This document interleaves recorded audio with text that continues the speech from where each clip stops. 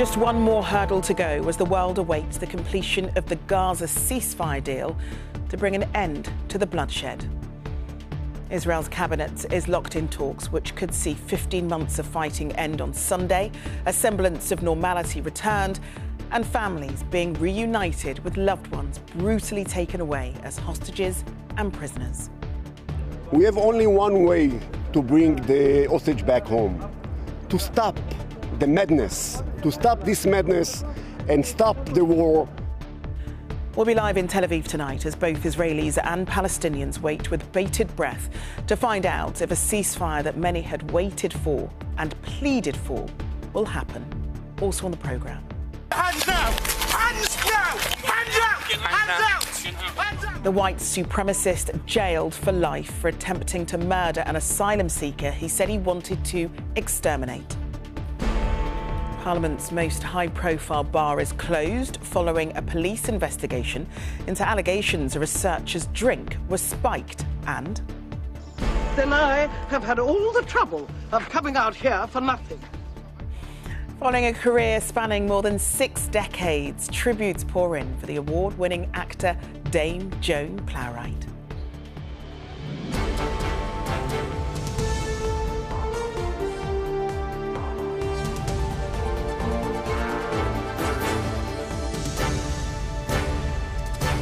This is the ITV Evening News with Charlene White. Good evening. The Gaza ceasefire between Hamas and Israel looks almost certain to start this weekend after Israel's Security Cabinet finally approved the deal. If all goes to plan, from Sunday, 33 of the 100 or so hostages being held in Gaza by Hamas will start being released, along with hundreds of Palestinians being held captive in Israel, including women and children. Israel will also start withdrawing its troops and more desperately needed aid will be allowed into Gaza. With the latest, here's our senior international correspondent, John Irvine. Israel's Security Cabinet meeting today. It's made up of the people who decided how the Gaza war was waged. The same people have now voted to end it. It's been a roller coaster week for the families and supporters of the Israeli hostages. On the Tel Aviv plaza that's been their own throughout this war, the mood has ranged from high hopes to deep despair. Today, yet more of the possible impediments to peace and hostage releases were overcome. One of the oldest people to be freed in Phase 1 is Oded Lifshitz, aged 84. Today, his grandson told us he thinks all the hostages will get out. I believe so, and I believe it's President-elect Trump goal, target. Everyone wants a Nobel Prize over this hostage situation because it's the hardest in the history. Michael Iluz's 26-year-old son Guy was murdered in captivity. He says the war has achieved nothing. We have only one way to bring the hostage back home, to stop the madness, to stop this madness and stop the war, and to bring the option for peace, for living. In Gaza today, people got to survey a massive crater made by an Israeli bomb dropped overnight. After all they've suffered, the truce remains a prospect, not reality. Amr al-Sultan hasn't seen his mother, brother or sister for 15 months and was waiting impatiently, knowing a ceasefire is imminent. In an interview, he said this: "Last night I got news they'd all been killed. I was shocked, and speaking to you now, I still can't believe it. My mother meant everything to me." After 15 months of just trying to survive, of living day to day, Gazans are able to do something novel, make plans. Like so many others, 16-year-old Noor has been living in a tent but is now hoping to return home. She will do so with mixed feelings. My soul will come back to me when I return to Gaza, to my house, and we finally will live in peace. And on the other hand, I will be sad because I will not find my beloved brother that I lost him in this war, and I will found my house destroyed. Hospitals in Gaza are reporting 88 fatalities over the last 24 hours. People who knew a ceasefire was coming but didn't live to see it. John Irvine, ITV News, Tel Aviv. Of the nearly 100 people still being held hostage in Gaza, Hamas has said it will release these 33 people under the first phase of the ceasefire agreement with Israel. Among those to be released first is the Bibas family, their mother Shiri, and her two sons, the two youngest hostages, 4-year-old Ariel and Kafir, who will turn 2 tomorrow. British citizen, 28-year-old Emily Damari, who was shot and snatched from her home in southern Israel, has also been named. And peace activist Oded Lifshitz, mentioned in John's report, is one of the oldest. He was taken with his wife, Yocheved, from kibbutz near Oz. She was released a few weeks later, but nothing has been heard about Oded since. The health and condition of these hostages still remains unclear. In exchange, Israel said it would free 30 Palestinians for every hostage released from Gaza and 50 prisoners for each female Israeli soldier. Israel has not publicly named those it plans to release. Well, John joins us now from Tel Aviv. John, can you talk us through what happens next? Good evening, Charlene. Before I get to that, I think it's worth reflecting on just how difficult it's actually been to get to this point.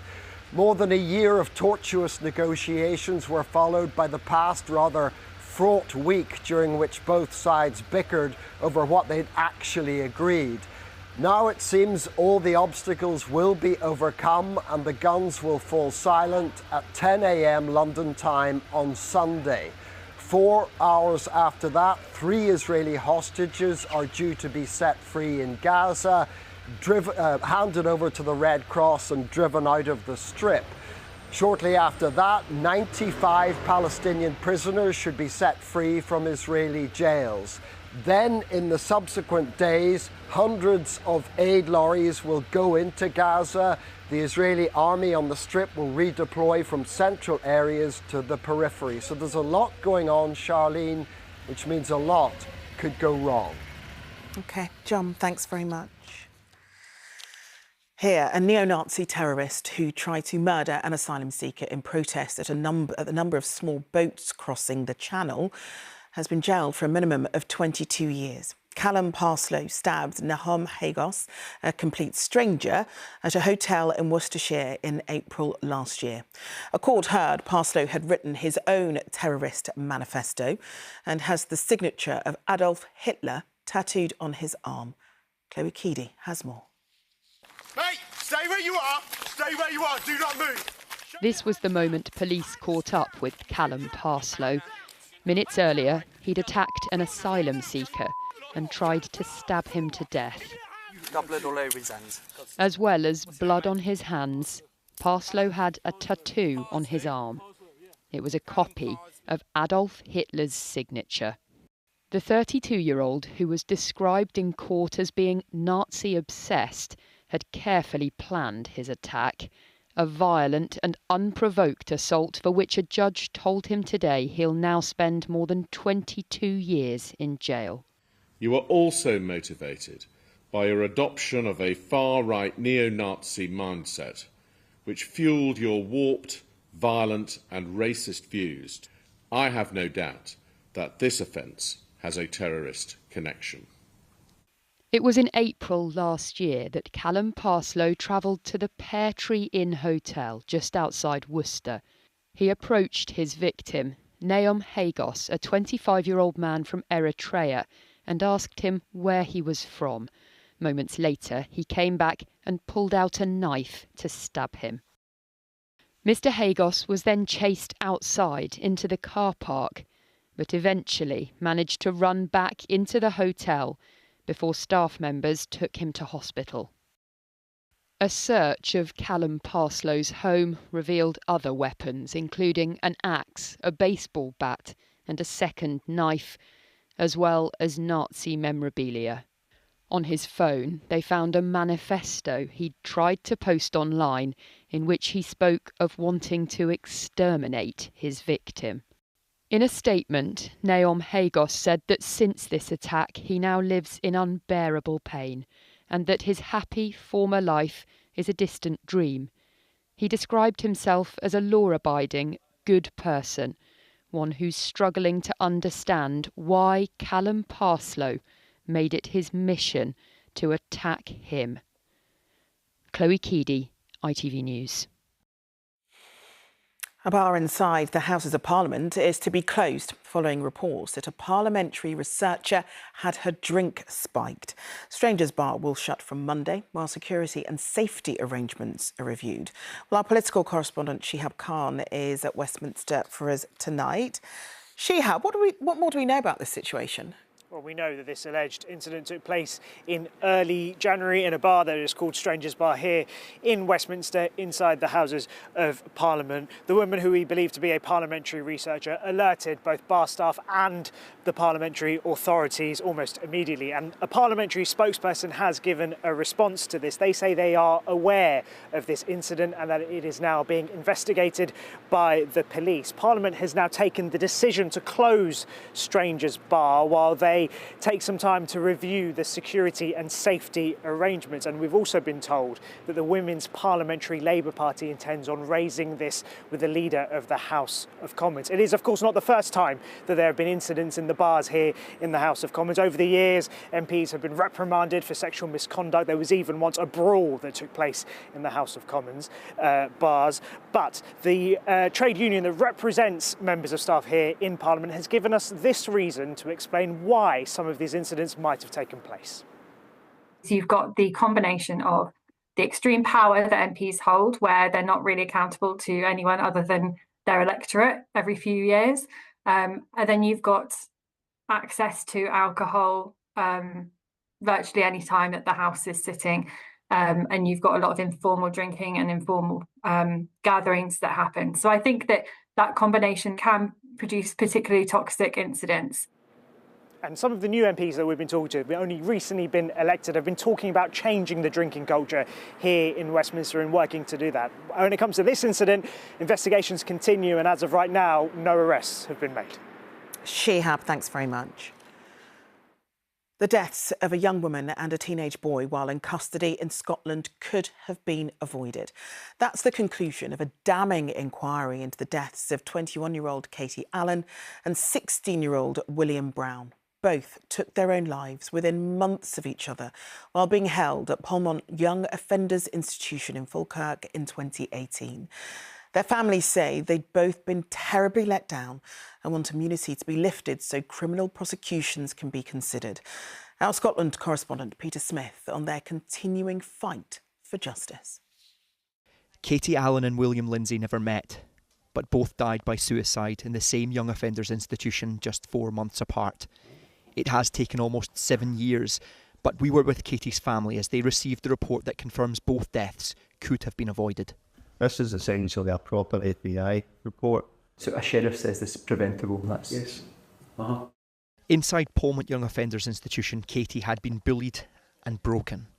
When I first met Katie's family just after her death in 2018, they told me they had tried to raise concerns. There was a female prison officer sitting beside us, and she had witnessed Katie being upset.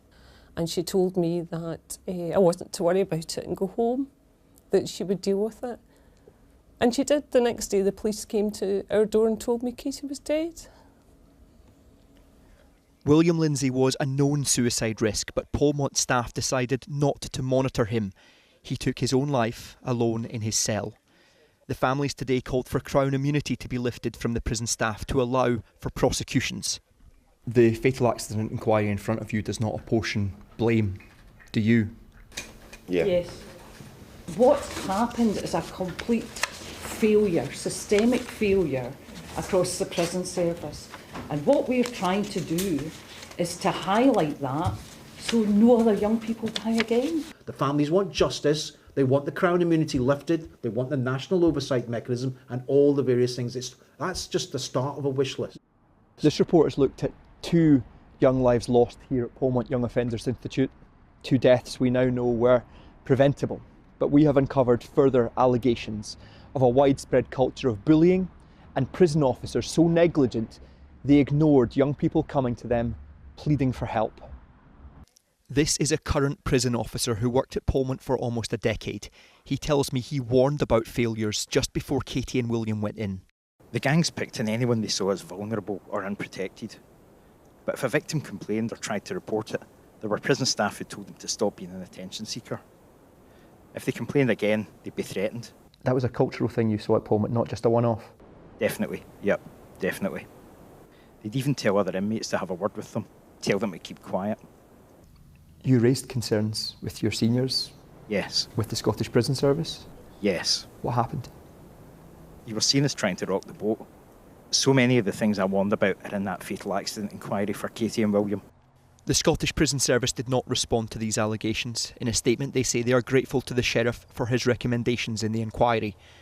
The Sheriff's report has 25 points for change, including a redesign of cells and new anti-bullying measures.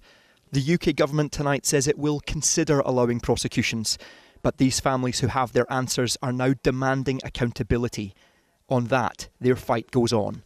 Peter Smith, ITV News, Glasgow. Well, there's plenty more to come in the ITV Evening News, including a stark warning there's almost no chance of sticking to our global warming targets, and we'll be celebrating a life on stage and screen as we remember Dame Joan Plowright. So do join us after the break.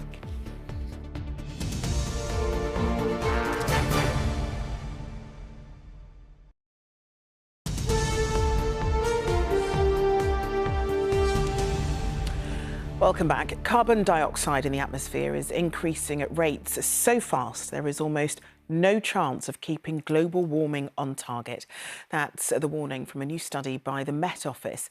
It's due to record high emissions from fossil fuel burning, wildfires and the destruction of natural sinks such as tropical forests, which means they're capturing less carbon.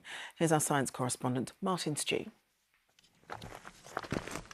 Last year, I saw for myself the speed of warming in the Arctic and the devastation of drought in Africa. All our seed went into the land and nothing came out. Driven in part by the weather phenomenon El Niño, but in bulk by our emissions. Despite advances in wind, solar and electric cars, in 2024 globally, we burnt more fossil fuels than in any other year in history. Using data mapping the last 800,000 years, CO2 levels are now 50% higher than they were before the Industrial Revolution. Last year saw the fastest rise of all. CO2 is driving climate change. It's warming the earth as a greenhouse gas, and we are causing this by burning fossil fuels and deforestation. The warming climate is already having devastating consequences in some places. Normally, about half of CO2 emissions are absorbed by the planet. The biggest carbon sinks are, in order, the ocean, the soil and the forests. But last year they didn't absorb as much. The ocean was particularly warm, and warmer water holds less gas than cold water. It's the reason why a cold fizzy drink is more bubbly than a warm one. Drier soils, impacted by erratic rainfall, were less able to absorb carbon, and huge swathes of forests, including an area of Bolivia twice the size of Scotland, were burnt. All of this is taken into account in the advice that we give in terms of what the targets are to be on track to remain below 1.5 degrees. But we really need to bring emissions down in the short term because these feedback loops make it harder in the long term to stay below this target. As we move from El Niño into La Niña, the Met Office expects this year to be slightly cooler. As a result, the rise in carbon dioxide concentrations in the atmosphere should be slower, but still far above what's needed to keep global warming capped to 1.5 degrees. Martin Stew, ITV News. In other news, the UK's main stock index has hit an all-time record high. The FTSE closed above 8,500 points for the first time ever this afternoon. The index surged more than 1% amid rising hopes of further interest rate cuts. The US Supreme Court has upheld a law that could ban TikTok in America as early as next week. It's to be outlawed on national security grounds unless it's sold by its Chinese owners. The latest test of SpaceX's huge Starship rocket has ended with an explosion of the spacecraft's upper stage. The colourful debris could be seen racing across the Caribbean sky.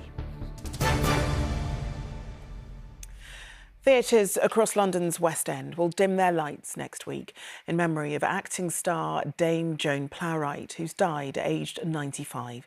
She was a deeply respected stage and screen star who'd previously received a Golden Globe and an Oscar nomination. Born in Brigg, near Scunthorpe, she enjoyed a long career and was one of the most distinguished actors of her generation. Barbara Holmes looks back at her life. Let's put the light back on the stage.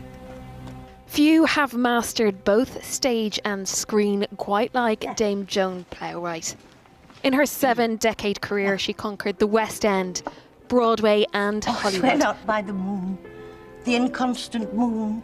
Before becoming a dame in 2004.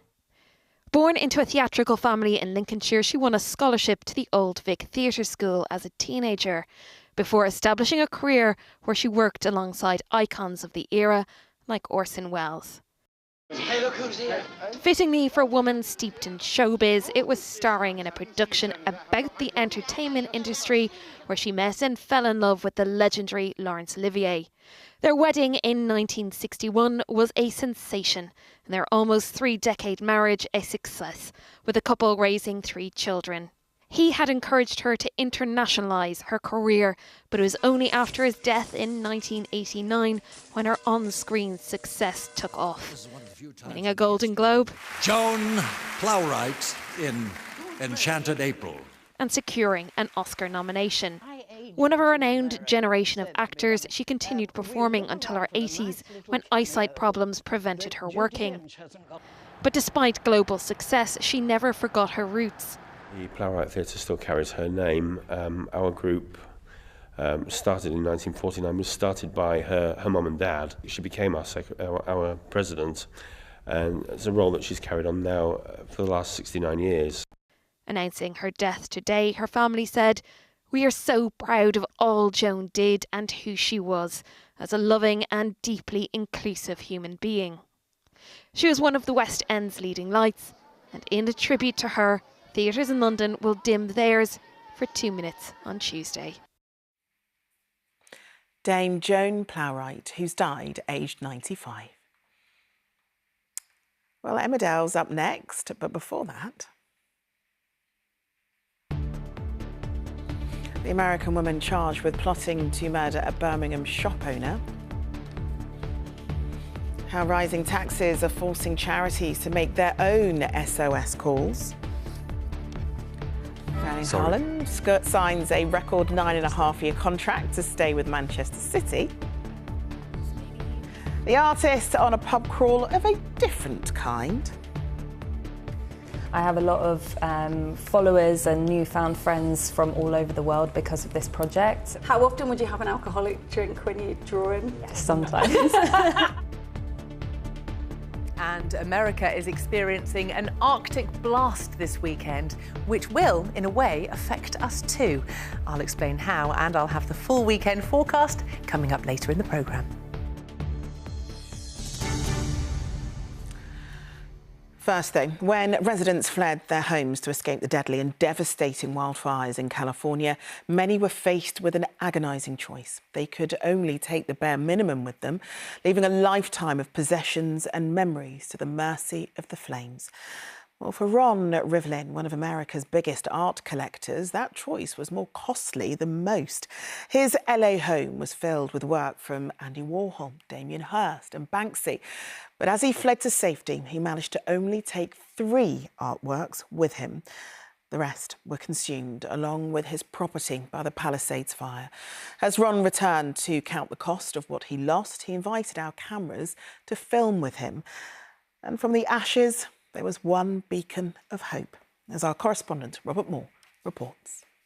OK, Patrick, come on! Come! Last Tuesday, as the fire raced down the hillside, Come on! Everything's on fire out here. The residents of Pacific Palisades fled for their lives.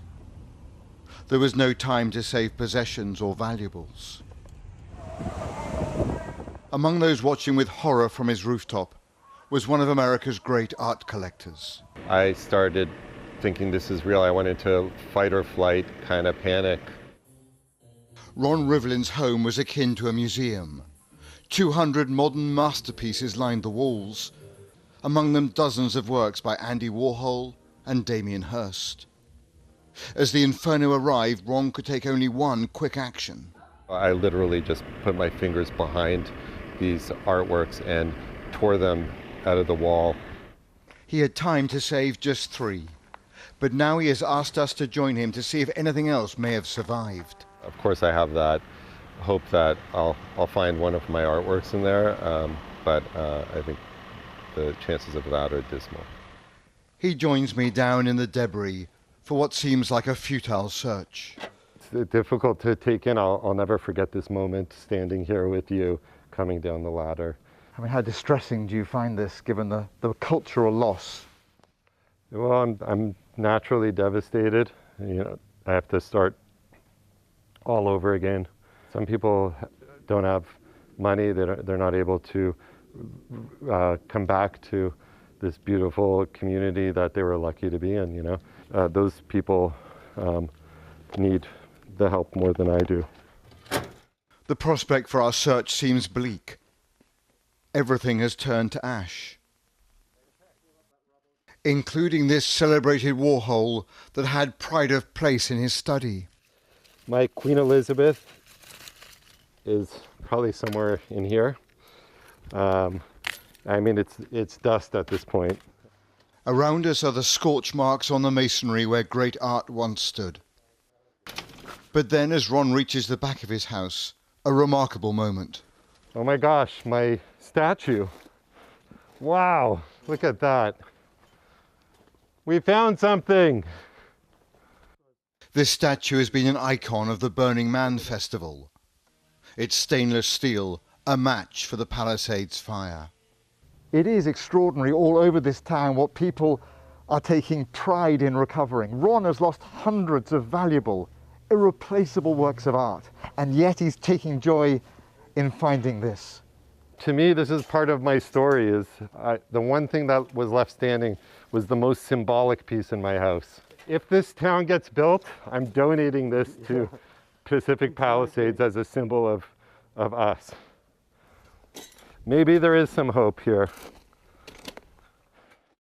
Those 3 Warhols he ripped off the wall are now safe.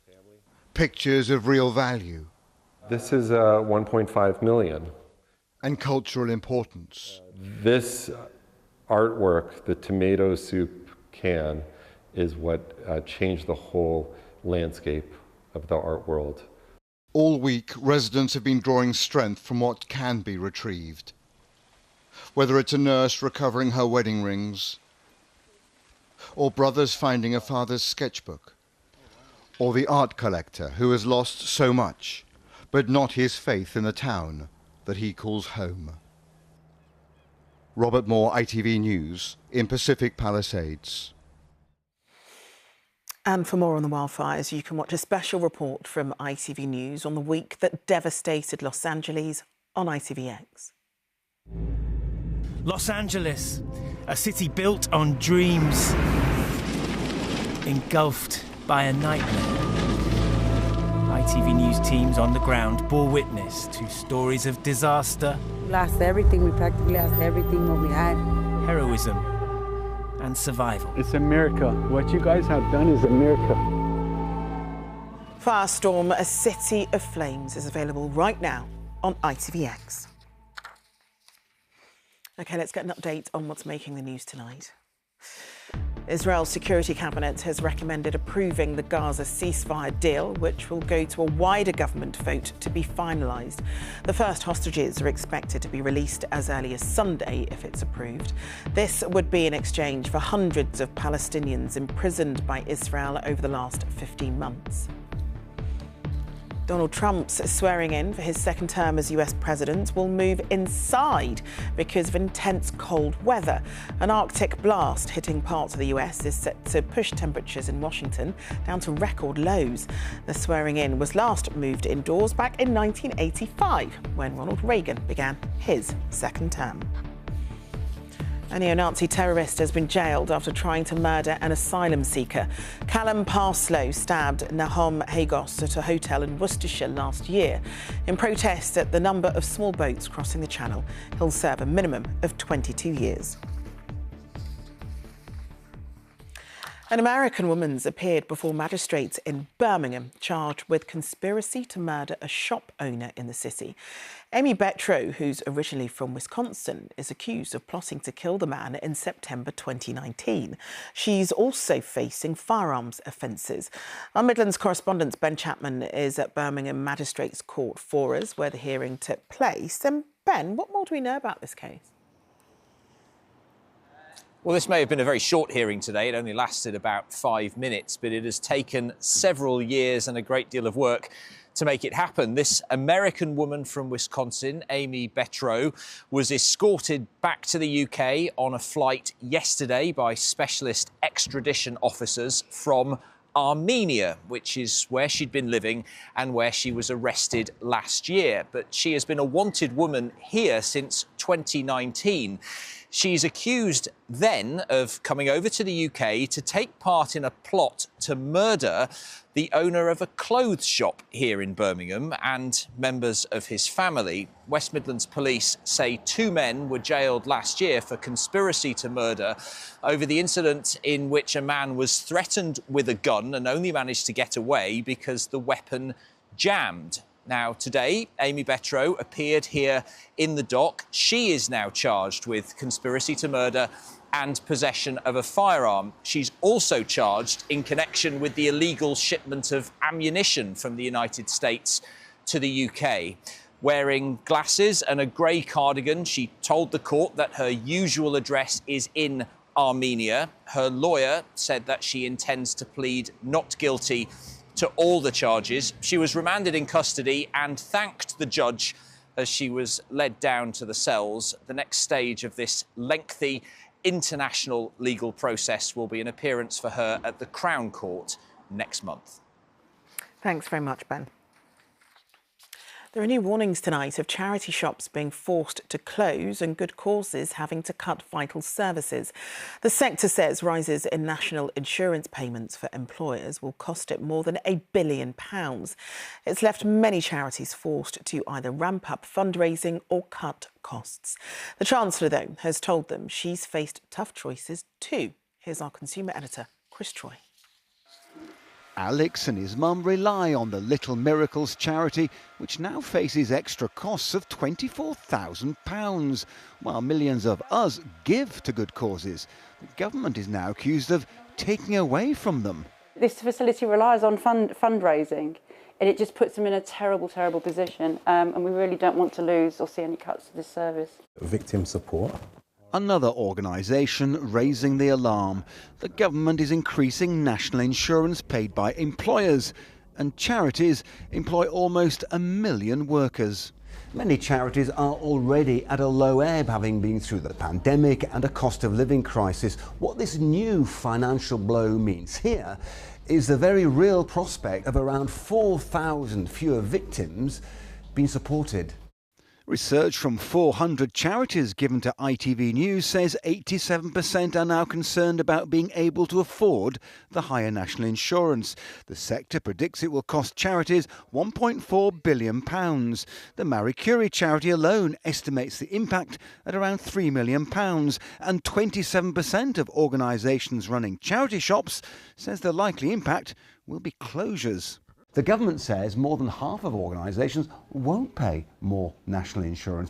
What's going to be really difficult is for the very large charities and the larger charities, many of them household names, having to look at recruitment freezes or even in the worst case scenario, redundancies. And the people who are going to feel the impact of that are the people and communities who rely on the services and support those charities provide. Yeah. 3 adults with learning disabilities live in this house supported by MenCap. While government will reimburse public sector employers like hospitals and councils for the tax rise, there's no such protection for charities. The national insurance contribution changes will cost us approximately £7 million as an organisation. I'm really worried about 60 of our services, and those services provide support for more than 230 people and employ some 400 people. The government says we still have a tax system that supports charities like this, with various reliefs worth £6 billion. But many good causes that help others now say they themselves need help. Chris Choi, ITV News. So Keir Starmer is in Poland, where he's been working on a new defence partnership with Polish leader Donald Tusk, who said he hoped it could lead to even closer ties. I'm aware this is a dream of mine, that instead of a Brexit, we'll have a Britain. I'd rather be an optimist and harbour these dreams in my heart. Sometimes they come true in politics. Earlier, the Prime Minister visited the Auschwitz concentration camp with his wife, Lady Victoria, whose Jewish father fled Poland before the Second World War. Sir Keir described the visit as utterly harrowing and said he was determined to fight the poison of anti-Semitism. The man who murdered teenager Jimmy Mizzen has been recalled to prison after he allegedly made songs boasting of his crimes. Jake Fari was given a life sentence in 2009 for killing 16-year-old Jimmy at a South London bakery. He was released on licence, but the probation service recalled him after it emerged he's since made music featuring lyrics which appear to glorify violence and reference Jimmy's death. Well, Mahathir Pasha has joined us in the studio to talk us through this. So, Mahathir, what have the authorities said about this? Well, Charlene, as you say, the convicted killer Jake Fari has been recalled to prison today following reports he released music appearing to boast about murdering schoolboy Jimmy Mizzen. Fari was 19 when he was sentenced to life in prison with a minimum term of 14 years after he threw a glass dish at Jimmy, which shattered and severed an artery in his neck at a bakery in South London in 2008. Fari, now 35, was released from prison on licence in June 2023, but he was identified yesterday as the drill rapper known as 10. In one of his music videos, where 10 conceals his identity using balaclavas, he used the lyrics, "See a man's soul from his eyes and his breath gone," adding, "I wanted more, it made it less wrong. Seeing blood spilled, same floor he was left on." Jimmy Mizzen's parents expressed disappointment that BBC Radio 1 Extra played some of his music. The organisation has said they will not be playing his music again.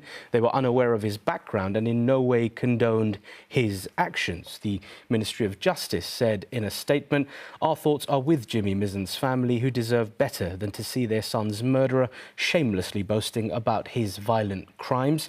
All offenders released on licence are subject to strict conditions. As this case shows, we will recall them to prison if they break the rules." But details about exactly which rules Jake Fari broke are not being released by the Ministry of Justice, nor are they telling us how long he'll have to spend in prison before he's released again. OK, Mahathir, thanks very much.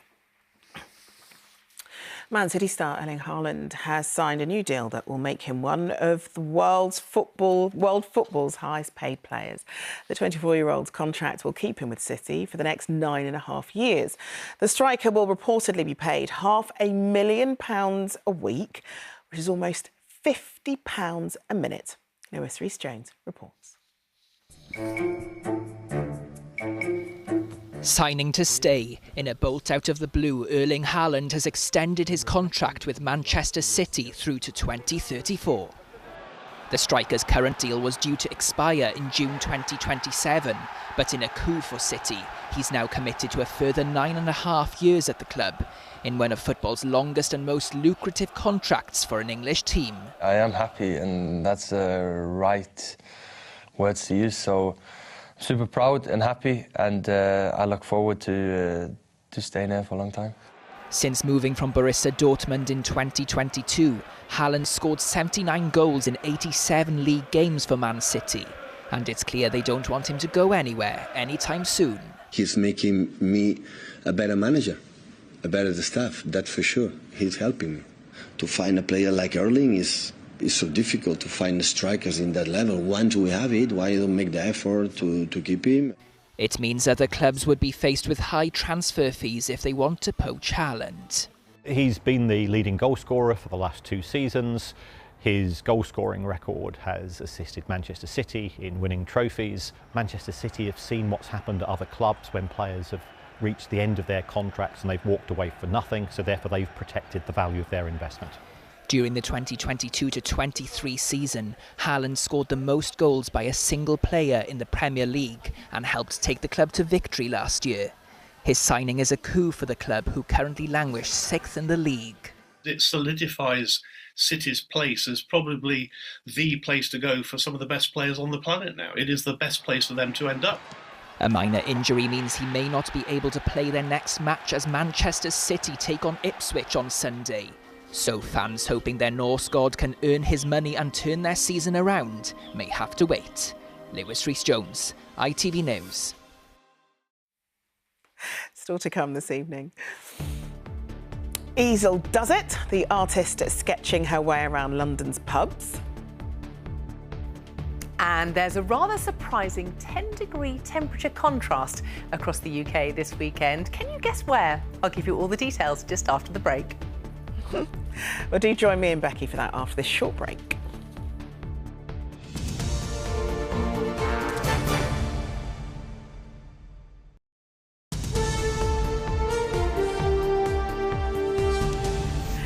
As you can see, Becky's in the studio to talk through the weather. So how's it looking this weekend then?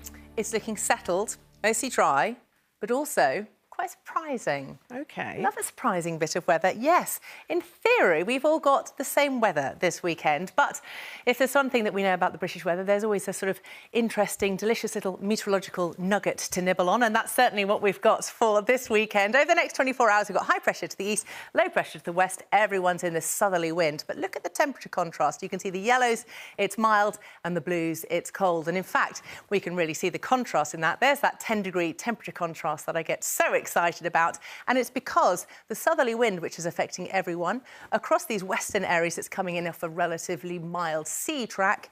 And towards the central southeastern parts, it comes in from the near continent, which is very cold. And that is quite unusually giving us that real contrast in temperatures, despite the fact we're all in the same weather.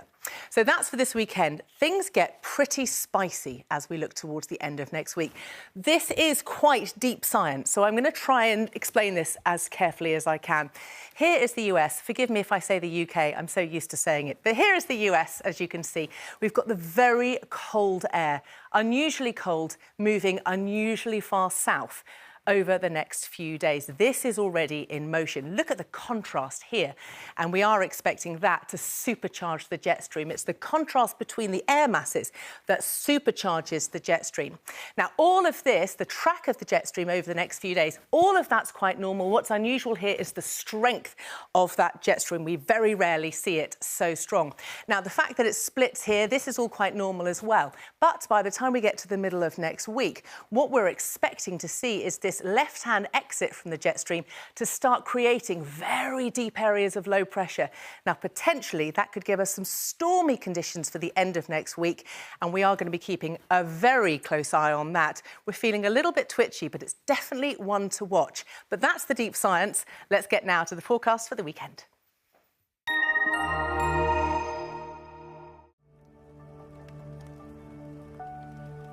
Visibility may be low this evening as the cold weather hits. Heinz Soups sponsors ITV National Weather. So it is a smorgasbord of delicious meteorological nuggets for this weekend. As you can see, it's mostly dry, it's rather cloudy. It is going to be feeling cold for many across central southeastern parts, particularly with some frost and fog. Here's what's happening overnight tonight. Quite a settled sort of picture, really, as you can see. Wherever we've got any cloud breaks, we're going to be getting some cooler conditions there with some mist and fog in places. And some of it, particularly across the central southeastern parts, could potentially be freezing fog, which is slow to clear in the morning. So the weekend itself, very similar both days. It's really a matter of chasing cloud around. There will be some brighter bits in places, and if you see any, then rush out and enjoy it, because it will be fairly few and far between those bits of sunshine. As you can see, again, it's mild across those northwestern parts, and it's cool across the bulk of England and Wales. Then we have a look at the picture for Sunday. It's a cold start to the day. Again, the potential for some mist and fog patches in places. It's largely dry, though. A few bits and bobs of rain moving into western parts of Scotland by the end of the day. But generally speaking, it's a settled, largely cloudy sort of weekend. But as I say, keep an eye on things for the end of next week. Heinz Soups sponsors ITV National Weather. I admit to being a geek, and I'm just trying to draw everyone into my gang. And we love you for it. Becky, thanks very much. Finally tonight, the artist who's enshrining her love of pubs with pencil and paper. Lydia Wood is on a mission to draw all of London's boozers, currently more than 3,000 of them, to celebrate their importance to the community. At the current rate, it'll take her another 20 or 30 years, but Lydia told Amy Lewis it's a labour of love and she's in no rush. You've heard of a pub crawl, but this one is all about having a pencil in hand rather than a pint. Lydia is attempting to sketch every single pub in the capital and has already drawn hundreds of them. I started drawing pubs very simply because I love going to the pub with my friends. It's sort of the root of the project. I am a pub person, but also I love the history and culture that surround them, and as an artist I love the architecture. So far she has drawn around 300, which feature in an exhibition that has just opened in southeast London. In total she aims to draw all 3,500 pubs in the capital, although that number is dwindling. Last year 126 called last orders for the final time. Right, very well this morning. How are you? The Fine Art Graduates project all began at her local. What do you think about the fact that Lydia's done all this? Absolutely delighted, yeah. Absolutely delighted that a great local artist has, chosen us as her first pub to do in London, yeah. We're a bit surprised. She's a very, very quiet person. We didn't realise she was doing all this. You're seeing so many pubs closing. What do you hope that this will do for your trade? Especially for the small pubs. I think hopefully it puts us back on the map, yeah. I'm telling you the truth, Del. I'm basic. The Pelton in Greenwich, otherwise known as the Nag's Head, featured in the prequel to Only Fools and Horses and has been one of Lydia's subjects. She says she's met all sorts of characters along the way. I guess what's surprising is people's stories and connections to pubs just run so deep, and also worldwide. I have a lot of followers and newfound friends from all over the world because of this project. How often would you have an alcoholic drink when you're drawing? Yes, sometimes. How often? I try wait till I've finished the drawing to have a drink, but yeah, the pubs that I draw, they're usually really welcoming and kind and often give me a drink on the house, which is really, really sweet. Lydia thinks it will take her around 20 years to finish this project. She insists her work is about having a scribble, not a tipple. Amy Lewis, ITV News. Well, if you're off to the pub tonight, enjoy. But that's all from us for now. Paul will be here with news at 10. But from all of us on the Evening News team, have a wonderful weekend. Bye-bye.